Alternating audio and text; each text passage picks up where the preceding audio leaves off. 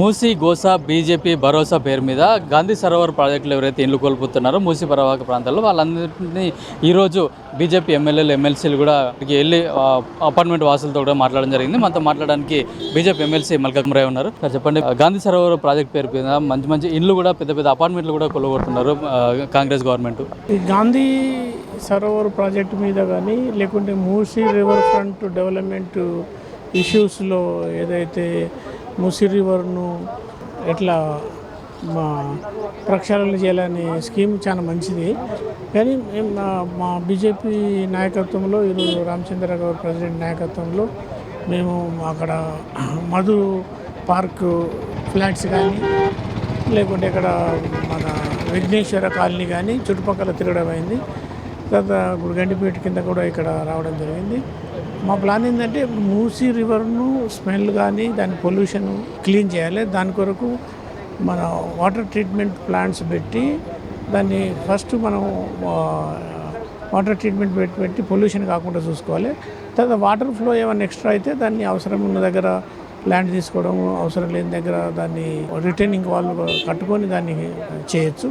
దాని బదులుగా extra lands తీసుకొని తర్వాత చాలామంది ఫ్లాట్స్ ఎప్పటి నుంచో ఉన్న వాళ్ళందరూ డిస్లోకేట్ చేయకూడదు అనేది మెయిన్ ఉద్దేశం.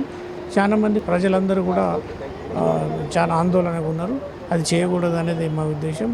బీజేపీ పార్టీ తరఫున వాళ్ళకు ఫుల్గా సపోర్ట్ ఉంటుంది.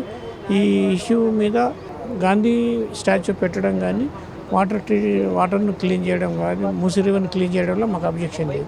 కాకుండా ఏంటంటే ఎక్కువ ల్యాండ్స్ తీసుకొని అందరినీ డిస్లోకేట్ చేయడంలో అపోజిట్ వాళ్ళందరికీ తక్కువ బీజేపీ పార్టీ తరఫున అందరూ సపోర్ట్.